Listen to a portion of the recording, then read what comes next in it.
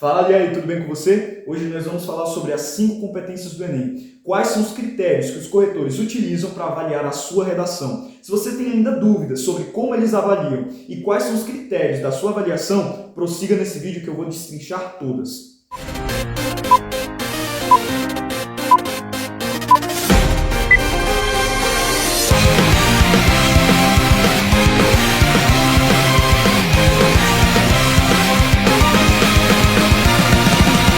Partamos para a definição, né? Por que as competências existem? Por que elas foram aplicadas na banca do Enem? É simples. As competências indicam exatamente a habilidade do estudante que está fazendo alguma redação, a habilidade de ele relacionar informações, a habilidade de ele escrever em textos corridos as informações que são necessárias, a habilidade de utilizar repertórios culturais, a habilidade de propor uma intervenção para a sua redação. Ela aqui envolve a habilidade do estudante, a sua competência mesmo em realizar um determinado texto, em realizar alguma argumentação, alguma elaboração de ideias. Por isso elas existem. Para que o processo de correção não fique subjetivo, ou seja, dependa de cada corretor, eles criaram as competências, que tornaram esse processo objetivo. Então aqui eu já quero tirar um mito da sua cabeça. Não é subjetiva a correção da sua redação. Existem critérios. Se o corretor gostar ou não do seu texto, ele vai ter que dar a nota de acordo com as competências estipuladas aqui.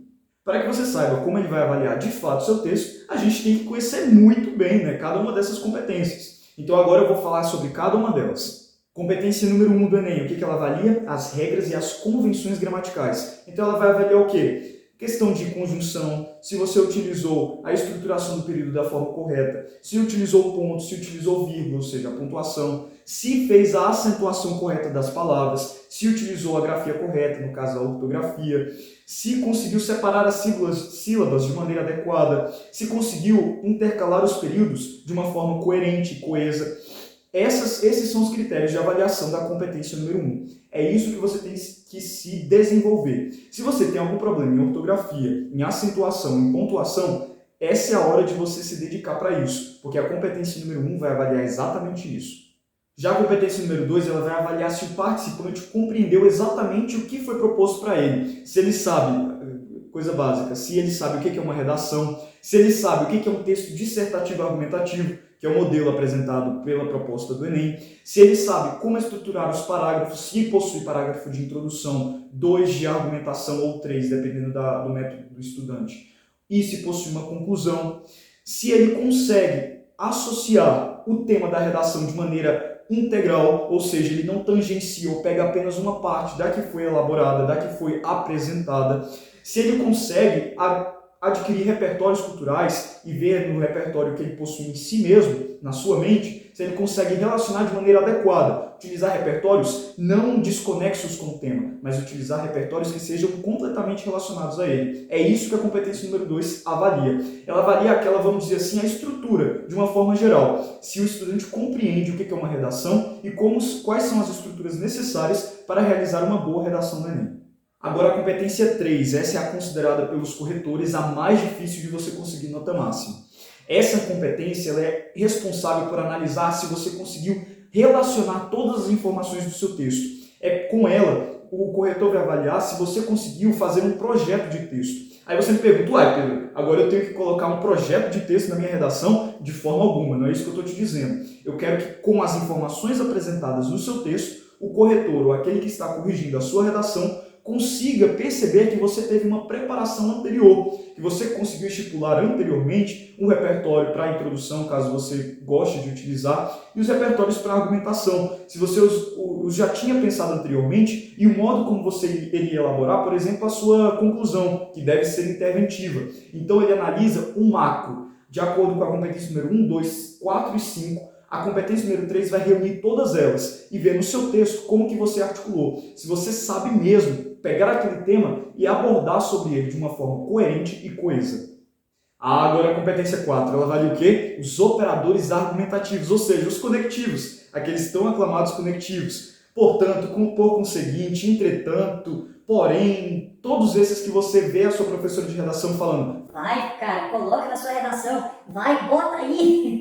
É exatamente isso, você tem que pôr sim na sua redação. Não é à toa que eles pedem isso. Por quê? Esse mecanismo coesivo permite com que o corretor consiga perceber entender como que está estruturando a sua argumentação. Ao ele ver no início do seu período um outro sim, ele já sabe que você vai colocar uma adição. Ao ele ver no início do seu período um entretanto, ele sabe que você vai colocar alguma adversatividade de ideias. Isso promove uma fluidez muito maior ao seu texto.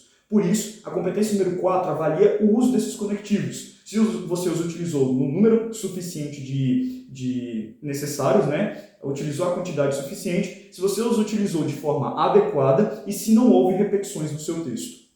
Por fim, a competência número 5. Essa é uma competência exclusiva da redação do Enem. Nenhum outro vestibular no Brasil utiliza esse tipo de competência. Sabe o que ela avalia? A sua proposta de intervenção. No Enem é sim obrigatório você apresentar uma proposta de intervenção. Caso contrário, a sua nota é zerada na competência número 5. Ali ela vai avaliar o quê? Se você apresentou o agente da ação que você está propondo, a própria ação, o meio como essa ação vai ser realizada, a finalidade dela e algum detalhamento, que pode ser ou relacionado ao agente, à ação, ao modo ou à finalidade. É isso que você deve apresentar. Se todos esses elementos estiverem presentes no seu último parágrafo, ou seja, no seu parágrafo de conclusão, você recebe a nota máxima nela. Como você sabe, cada uma dessas competências vale 200 pontos. Essa pontuação é definida a partir dos níveis. Se você não viu minha aula sobre níveis, clique aqui no card que está inteiramente atrelado a esse conteúdo. Mas prosseguindo aqui, a partir dessa pontuação, se você conseguir 200 pontos em cada uma das competências, você consegue o tão almejado 1000.